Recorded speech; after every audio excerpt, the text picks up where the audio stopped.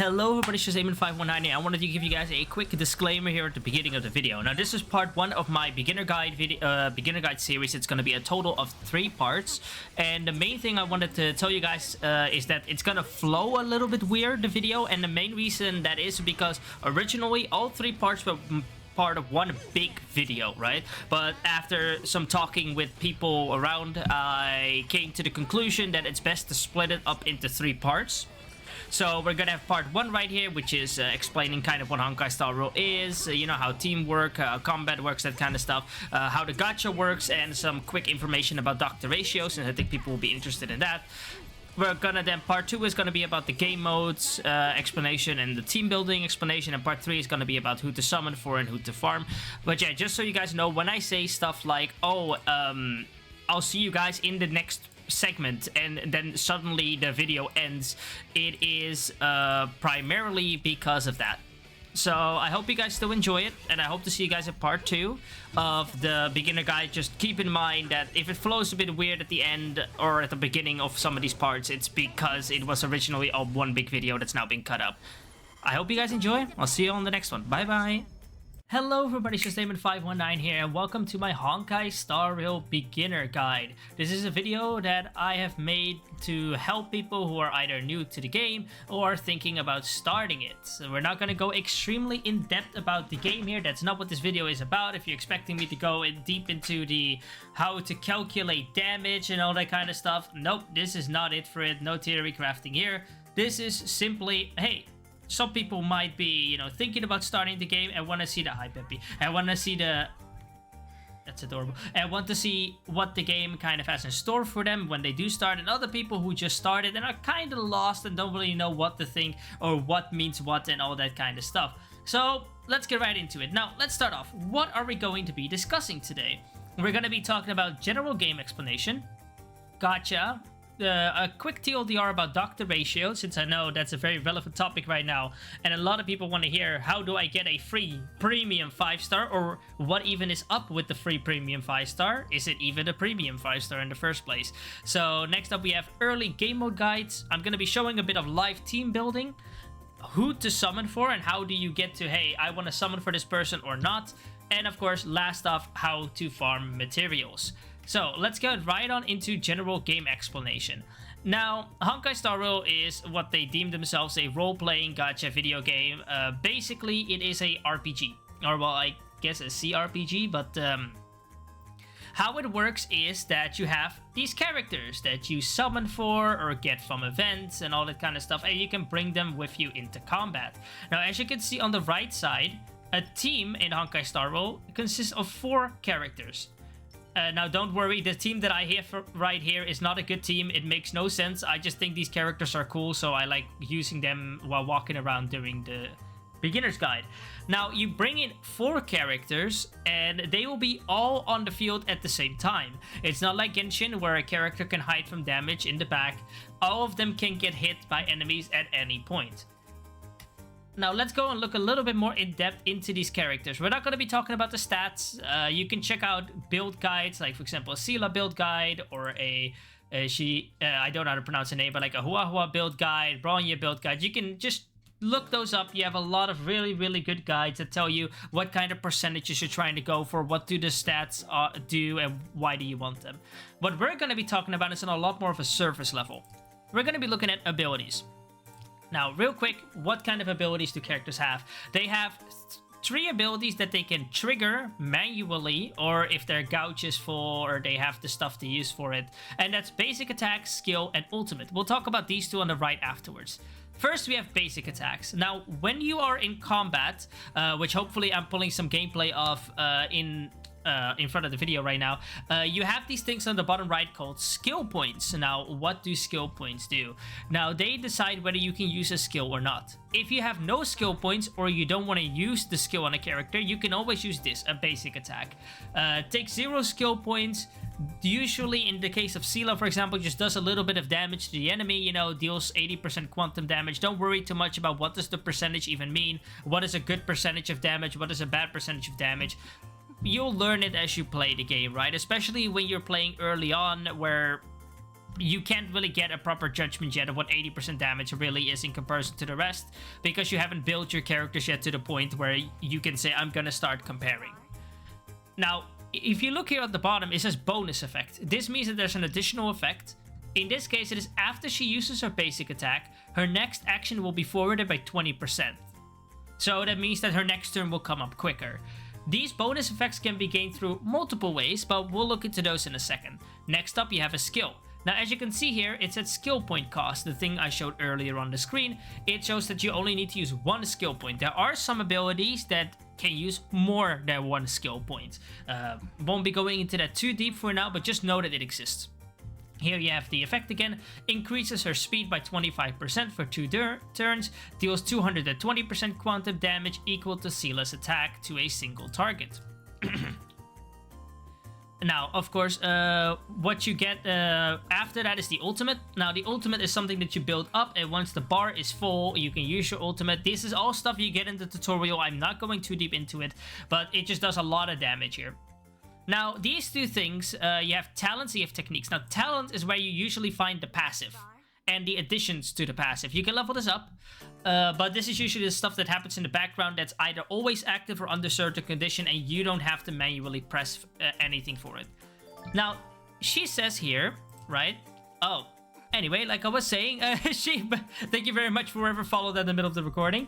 As you can see right here, we have Resurgence, that's her passive. Enter the buff state upon defeating an enemy with a basic attack skill or ultimate and receive an extra turn. So this basically means that if she defeats an enemy, she instantly gets a new turn, and a bunch of other stuff here as well, like she does more damage. We're not, once again, the point here is not to show you what Sela does, but to kind of make you understand that, hey, if I pull a new unit and I'm trying to read what they do, you know how to go through all the text. And this is usually where most of the bonus effects end up stacking up. Some units have it a lot on their skill, some a lot on their ultimate, some on their basic, but for a lot of characters, a majority I would say, most of the bonus effects stack on talent. So yeah, you have a bunch more stuff here, little damage. While Sela is in the buff state, her quantum resistance penetration increased by 20%, you know, just bit more stats. Now, last up we have techniques. Now, technique is a different type of thing. It's not something you trigger in battle. It's something you trigger before the battle starts to give yourself a little buff. So as you can see right here, after using her technique, she gains stealth for 20 seconds, meaning enemies cannot see her in the overworld. She can sneak past them. And if she enters battle, she's instantly in a buffed state. Now, what does that mean? If we're walking around here, you can see on the bottom right, next to my dash and my attack button, there's a button named Enhance. If I click that, it consumes a stack, and you have infinite of these, basically, right? You can just regen them by destroying purple vats, or you can make some food that, like, gives it back. But yeah, as you can see, I'm invisible now, and I do a little special animation. A lot of characters have their own little things. For example, she does a little stealth attack here. If I just take some more. Remember the Lune here. This is normal attack. If you give him his E, he goes really quick. And if he hits an enemy, he's also in a stronger state. Then, of course, you have Topaz here. For her, it's special. This basically means that you get better, or well, more money whenever you defeat an enemy. If you destroy objects, you get more rewards. That kind of stuff, basically, what it gets up to. And there's a little bit of a damage buff when you actually get into battle. So as you can see, there's different ones. There's ones like this that stay active no matter what, even if your character's not on the field, which you can see by the little red icon. And you have this ability, for example, that instantly activates. You have abilities like Sela's that give a little bit of a overworld advantage and can attack if you want to. There's a lot of stuff here that you can play around with, but that's basically what the technique means. So now you know when you pull a unit and you want to read what they do, what are you looking at, and what does the text even mean? Now that we have gone over that, there's a few more things to note, and this is very important, especially if you're coming from a game like Genshin and you've never seen anything about this game or really properly looked into it. You have paths and elements. So whenever you're fighting an enemy, they have a little white bar below their health bar. Once again, I hope I'm pulling up gameplay with this. And whenever you hit them with an element they're weak to, which you can see above them, that bar goes down. When the bar is empty, they take more damage. Their turn gets reset to the bottom, so that means you're safe for a little bit from their attack. and a few other things, right? And we'll get into those few other things right now, but that's basically what the toughness bar is. In Genshin, for example, what can happen, you have normal physical attacks and elemental attacks. In this game, you only have elemental attacks. Physical exists, but it's its own element. Every single attack that you do with a character that does damage, whether it's basic, skill, ultimate talent, doesn't matter, counters, whatever it is, it always does elemental damage, right? There is no way for the character to do like neutral damage, so that there's no elemental damage attached to it. Let's quickly go over what the elements are and what the buffs are that they give. So we have Quantum here. Attacks that trigger Weakness Break will deal quantum damage and apply Entanglement effect. Basically, this is basic. What this does is it explains to you when you break the enemy's toughness bar, right? The last element that was used to break it does stuff to it. So like if you're using physical and you break it, you apply bleed, which deals damage over time. With fire, you burn, which deals damage over time. You can freeze them with ice, which means that they can't attack for a turn. More damage over time, more damage over time. This imprisons them, meaning that just like with freezing, they are unable to attack. Quantum is a bit different, but basically you get the gist. With Quantum, it's like the more you attack them after they're broken in that special state, which is called Entanglement, then by their next turn, they will take a ton of damage suddenly. The more you attack them, the more damage they take. So, Scylla here is Quantum, Beber de Lune is Imaginary, Topaz is Fire, you can see it right here on the top right. Now, another thing that they have is a path. Now, the path usually depicts what kind of unit they end up being. Now, it is still a bit vague here and there exactly what things are. Some things are, for example, not limited to a path. Some... Okay, let's move to a different character real quick because this one is noisy. Some paths, some abilities are not limited to paths. Some abilities are limited to paths. So let's quickly go through it. You have the Hunt, which is what Scylla is. Deals extraordinary amounts of single target damage, the main damage dealer against elite enemies. Destruction deals outstanding amounts of damage and possesses great survivability, suitable for various combat scenarios. Eridation is great at multi-target. Harmony is buffer. It basically means that you end up boosting your allies' attack, their defense, whatever it is. Harmony is basically the buffer of the team. Nihility is usually the debuffer, but also characters that apply stuff like burn, bleed, they usually also end up falling under Nihility. So damage over time usually fits as well. Preservation is defensive based. Think about characters that give you shields, characters that give the enemies a higher chance of targeting them instead of one of their allies, that can grant shields to themselves, all this kind of stuff. And of course, abundance, the easiest to understand, they are the healers. All the healers are abundance. There is like some instances of characters that can heal without being that, but it's because it's not their main focus. For example, here we have March, which everybody gets from starting the game, which is one of the very beginner characters that you get. And with her, the deal is that her main thing is that she gives a shield to another ally or herself, and that ally has a higher chance to then get hit. Now, if you get all her dupes, she also heals the target every turn. Every target that's shielded by her heals a little bit every turn. So yes, like I said, it doesn't mean that healing can only come from abundance. It doesn't mean that that shields can only be generated by people or preservation. But it comes to show what their primary objectives are when it comes to their role in the game. Now, we have gone over the basics of what does every character do and the general aspects of the game. Next up, we're going to be looking at the gacha. I'll see you guys when we get to there. Alright, let's go right into the gacha aspect of the game. Now, this is, of course, for some people their favorites, for some people their least favorite part. Now, if we go over to it by either holding the tab button and going up, or pressing the escape key and going over the warps, it's a feature you unlock relatively early on, because obviously they want you to spend money, or to gacha your life away. Now, banners are split up in a few ways, but the first thing I wanted to talk about real quick was the beginner banner. So when you start off the game, you get this banner right here where you get 5 discounted multis, right? And you keep summoning until you get a 5-star, right? Now, if you don't get a 5-star within these summons, you can get one at the end of it, guaranteed. It's not of your choice. There is a way to do that, but right now it's not of your choice, right? You just keep farming the standard banner summons, and then you are able to eventually get one of these 5 stars. These are also the general pool 5 stars. This means that when you lose a 50-50, which we'll get into later, these are the characters you are gonna get one from. Now, if we pull this back away, that is quickly the standard banner explained. Now we're going into the premium banners. So how does the gacha system work? What type of banners do we have? All that kind of stuff. So nowadays, right, this wasn't originally when the game first started, but luckily enough they started it very early with the reruns. We have one premium character right here, which in this case is Ruan Mei, who just came out. She's brand new. No, we've never had her before in the game before this banner showed up. And we have a rerun banner, which means that this is a premium 5-star, also limited, that came out before, right? That came out before, and that has now come back for people who missed them or who are trying to get dupes in them to be able to summon for again.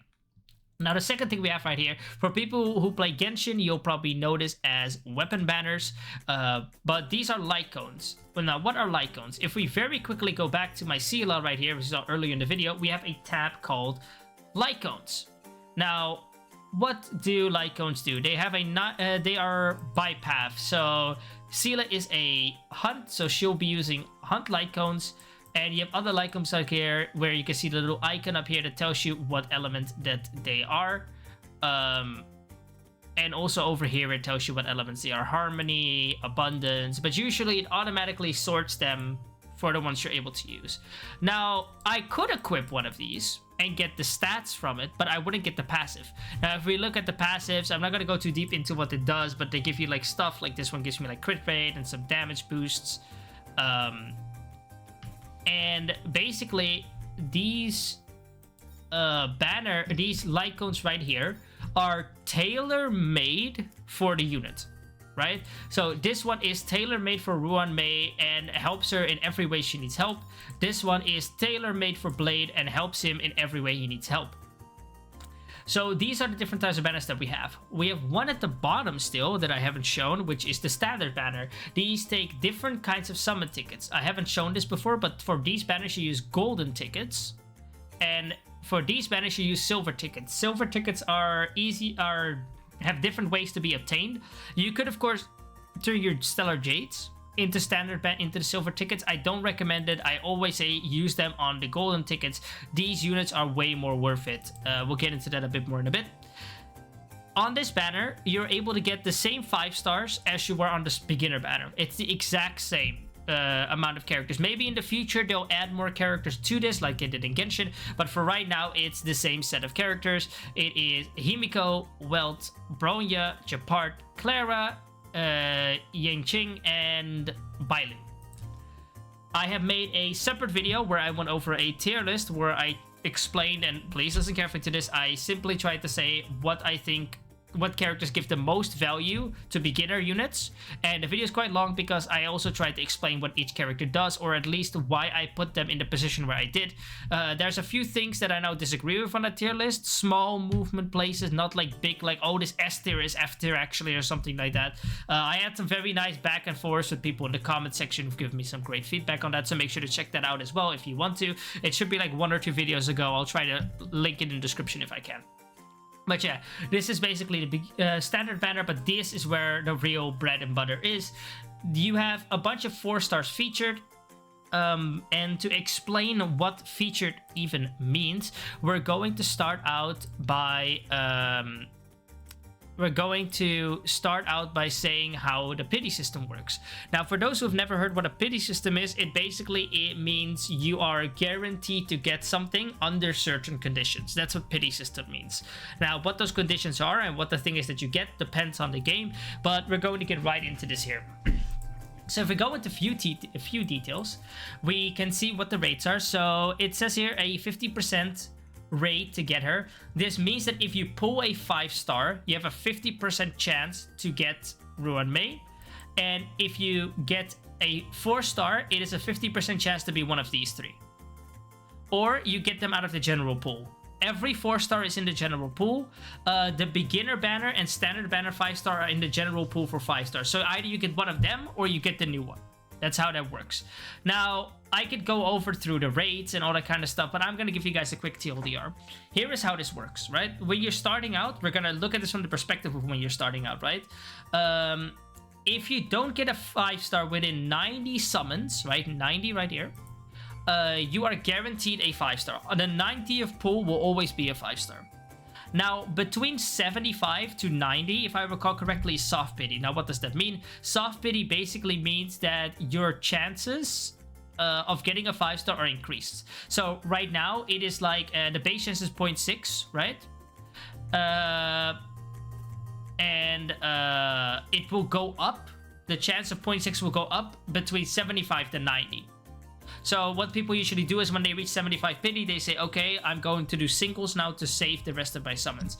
One 4-star is guaranteed every 10 warps, right? Every 10 warps.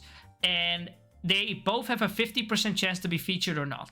Now, let's say, right, that you don't pull Ruin May. You get on 50 pity. Let's say you get very lucky and on 50 pity, you get your 5-star. Before you even hit the higher range, you get just very lucky, right? But it is a Japard or a Bronya or a Himiko. It's not actually the new unit. Here's what happens. Your pity resets back to 0. However, the next 5-star you summon is guaranteed to be the new unit.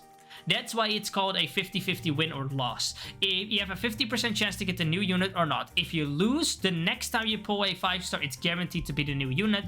And this carries over between all banners, split between characters and Lycon. So Lycon banners have their own pity, and character banners have their own pity. But these two share their pity. Whatever banner comes afterwards, if it's a character you're summoning for, you share the pity. Right? So if I'm on 55 pity and this banner goes away and a new banner comes out, I'm still on 55 pity. Those 55 summons I did do not just magically disappear, or their value of it rather. So yeah, the same thing happens with 4-stars, right? If you get a 4-star in the multi or in the single or wherever, it is a 50% chance to be one of these 3. If it's not one of those 3, then the next 4-star is guaranteed to be one of those 3. The only annoying thing about this is you cannot guarantee one of them specifically. It's just guaranteed to be one of the 3. So let's say you wanted the new one right here, or you wanted a lot of dupes in Ting Yun, or you wanted the last copy of March. You have 0 ways of guaranteeing which one you could get. You could get 50 Marches before you get a single Ting Yun. You could get 500 Ting Yuns before you get a single one of this one. Completely possible. But for the 5-star, because once again, these are 4-star, for the 5-star itself, you are fine. And if you win or lose the 50, if you lose the 50-50, the next one is guaranteed to be her. Now, some of you might have the question, what if I win, right? What if on the 50% chance I don't get one of these, I just straight up get Ruin May? Your pity resets, and the next 5-star will once again be a 50-50 chance to be the new character or one of the standard banner characters.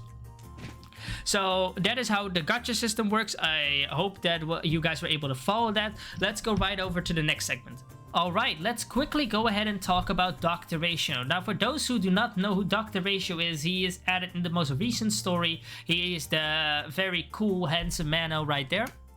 A few things to know about Dr. Ratio. Obviously, if you're new to the game or you don't really keep up with the news, you might have not seen it, or you are a healthy mental person who stays off of Twitter. But Dr. Ratio is a premium 5-star. That means he is a limited banner unit that can only be gotten from his own banner, like Ruin May, like Blade. You cannot get them from any random banner. You cannot get them from here, only on their own banners, right? So you're gonna have to wait for both of these characters to come back after a few months before you can get them again, right? Dr. Ratio is a character like that.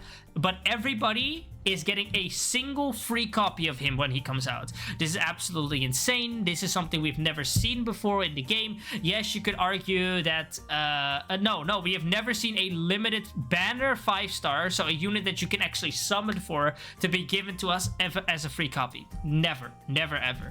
So people are very excited for this because premium 5-stars are really good, and from what I've been hearing, Dr. Ratio seems to be on paper very good as well from what we've been seeing from the showcase that they have given us. So now, when does he come out? When can you get him? All this kind of stuff. Now, he's going to come out when this banner goes away for me. So that should be on the 17th of December, right? For me, it's like at 11 a.m. The 17th of December. Now, do note, there is like a good amount of hours between like China getting something or Asia getting something, right? Asia gets something first, then a few hours later Europe servers get it, and then a few hours later America, US servers get it, right? So first of all, combination of those, like 8 hours of time difference. I'm pretty sure it's like 4 hours between each of them getting it. So 4 hours after Asia, Europe gets it, and 4 hours later America gets it, or it's like 8 hours between. I don't know, but there's a good few hours of difference. That combined with your local time zone, keep in mind, that's why I'm saying give or take a day, or even a day and a half, right? So yeah, just keep that in mind, because for some of you guys, you could be getting it on the 18th, maybe on the edge of the 19th. Some people might be getting it for their time zone is the 16th, or maybe on the edge, like an hour, like at 11 p.m. on the 15th. I don't know how the time differences and how big they can be, but that's what I'm saying. Keep that in mind, right? Because maybe you are waiting on the 17th and it's like 8 p.m. for you, and it's not even the 17th for me yet, right? Or it's like the 17th at like 3 a.m. or something. So keep that in mind. We'll be getting him. He seems to be a very strong unit so far from what we've seen. He is imaginary, which is the element here at the bottom, and he has the path of the hunt, so he'll have good single target damage, or at least that's what it says right here that the hunt usually has. And that's about all you need to know about Dr. Ratio. Once again, for people who skipped to the end of this segment, I'm going to give you a quick TLDR. Around the 17th of December, we're all getting a single copy of the premium banner 5-star Dr. Ratio. If you want dupes, you're going to need to summon on his banner. He is imaginary, he is hunt. That's about all we have. I want to thank everybody for watching this segment, and let's go right over to the next one. Hello, everybody. Here's editing me again, and I wanted to do a general outro for these videos. Now, a few things I wanted to cover in this outro, because I think it's important for every part to know about this, is one, I want to talk about where I get my information from, where I hang out and talk to people about Honkai Star Rail, right? So, place where you can get more information, something about leaving comments and having questions, and of course, about the parts in general. Now, the quick thing I wanted to say here is that I wanted to promote 2 main locations. Obviously, I have my own Discord server, right, in the description down below, but there's 2 other Discord servers I want to promote in the description down below, and those are the 2 places where I go to talk Honkai Star Rail, to get advice, to ask questions, or help other people if they have questions. It's basically my hangout spaces for anything Honkai Star Rail related. Now, the first one is also the first one I joined and the first one I spoke in about Honkai Star Rail primarily, and that is my friend AkmalDL, aka Mike's Discord server. A long-term friend of mine. It's there's a lot of people in there who really know their stuff when it comes to Honkai Star Rail, and I chat in there very, very, very, very often. We also have a channel for future content, conversations, and all that, so feel free to come check it out. I'll link it in the description down below as AkmalDL's Discord server. The second Discord server is one I joined later and also was created later. That's the main reason why. It is from also my long-term friend Minato Flash. It is his Honkai Star Rail Discord server. He made one dedicated purely to that, and it's one where I'm also very, very active in. There's also a lot of fun people in there that talk about Honkai Star Rail and other stuff. So if you want to have some nice small communities, or small is a relative term, but you get what I mean, not like the main court, where you're able to find people who love to give you help and advice whenever you're new, and you can be surrounded by other people who play the game. Those are 2 very good places to look. So that's the first thing I wanted to know. The second thing, I made this guide with the intention of being something that I would have found helpful if I was new to the game and trying to figure out how stuff works. Now, I'm sure I have not covered everything, right? There's no way I could have covered everything that the beginner player would like to know. If you have any questions that is not covered in any of the other parts, which you can just see in the title, I assume, what covers what part, or from the introduction of part 1. And you still have questions, feel free to ask it in the description of the parts, right? In the comment section of the parts, I mean, and I will do my best to try to answer as many questions as possible. Maybe other people will be faster than me and answer your questions beforehand. So yeah, there you go. Or of course you can join the earlier mentioned Discords, and they can help you in there as well. Another thing is feedback. If you have any feedback or a difference in opinion to what I stated and what I advise, that's perfectly fine. Feel free to tell me in the comment section if you are willing. Just one thing I want to make clear, please keep it civil, right?